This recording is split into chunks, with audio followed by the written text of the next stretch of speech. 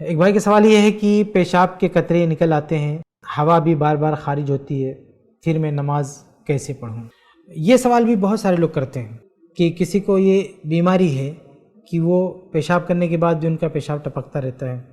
یا بار بار ہوا خارج ہوتی رہتی ہے، تو وہ نماز کیسے پڑھیں؟ مطلب یہ ہے کہ وہ وضو کیسے کریں؟ وضو انہوں نے کیا لیکن تھوڑی دیر کے بعد وہ وضو ٹوٹ گیا، تو اب وہ کیا کریں؟ تو دیکھیں، اس کا حل یہ ہے کہ صحیح بخاری میں ایک حدیث ہے، اللہ کے نبی صلی اللہ علیہ وسلم نے استحاضہ والی عورت کے بارے میں کہا ہے کہ توضئی لکل صلاۃ حتی یجی ذلک الوقت۔ اس طرح کا مسئلہ ایک عورت کو ہوا تھا اللہ کے نبی صلی اللہ علیہ وسلم کے زمانے میں کہ اس کو استحاضہ کا معاملہ تھا،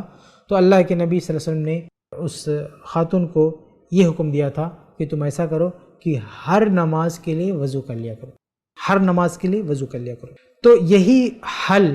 دوسرے لوگوں کے لیے بھی ہے جو سلسل بول کے شکار ہوں، یعنی ان کو پیشاب کے قطرے ٹپکتے ہوں یا بار بار ہوا خارج ہوتی ہو، تو ان کا حل بھی یہی ہے کہ وہ ہر نماز کے لیے وضو کر لیں۔ مطلب یہ ہے کہ وہ ایک وضو سے دوسری نماز نہیں پڑھ سکتے ہیں، لیکن ایک وضو کرنے کے بعد، نماز سے پہلے وضو کیا، اس کے بعد وہ نماز پڑھ لیں، گرچہ اس وضو کے بعد ان کا وضو ٹوٹ جائے، گرچہ اس وضو کے بعد ان کی ہوا خارج ہو جائے یا پیشاب کا قطرہ ٹپک جائے، تو وہ ہر نماز کے لیے وضو کریں گے۔ ویسے آج ہمارے دور میں تو ہر آدمی ہر نماز کے لیے وضو کرتا ہی ہے، لیکن پہلے جب پانی کی قلت ہوتی تھی تو لوگ ایک ایک وضو سے کئی نمازیں پڑھتے تھے، بلکہ آج بھی کچھ لوگ ہیں جو ایک وضو سے کئی نمازیں پڑھتے ہیں۔ جس کو یہ بیماری نہیں ہے پیشاب کا قطرہ ٹپکنے کی یا بار بار ہوا خارج ہونے کی، تو اس کے لیے یہ چیز ہے کہ وہ ایک وضو سے کئی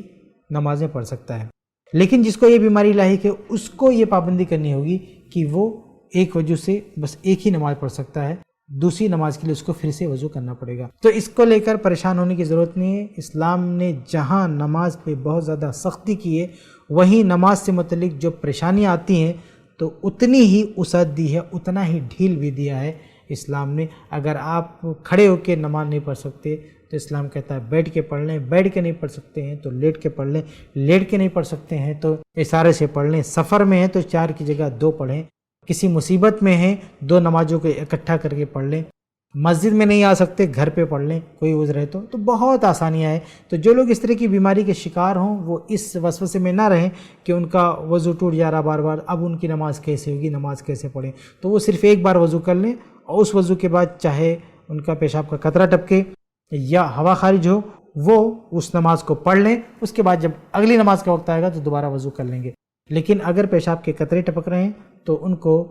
انڈر ویئر پہننا چاہیے یا لنگوٹ باندھنا چاہیے تاکہ وہ قطرات ظاہر نہ ہوں، کپڑے ان کے گندے نہ ہوں، اس لیے ان کو اس بات کا بھی اہتمام کرنا چاہیے انڈر ویئر پہنیں یا لنگوٹ باندھیں تاکہ پیشاب کے قطرے کپڑوں تک نہ آنے پائے۔ تو یہ چیزیں، تو اس طرح سے آپ نماز پڑھ سکتے ہیں، اس میں کوئی مشکل نہیں ہے۔ امید ہے کہ آپ کو جواب مل گیا ہوگا۔ ایسے ہی اور ویڈیوز بنانے میں ہماری مدد کریں، i+ TV کو ضرور ڈونیٹ کریں۔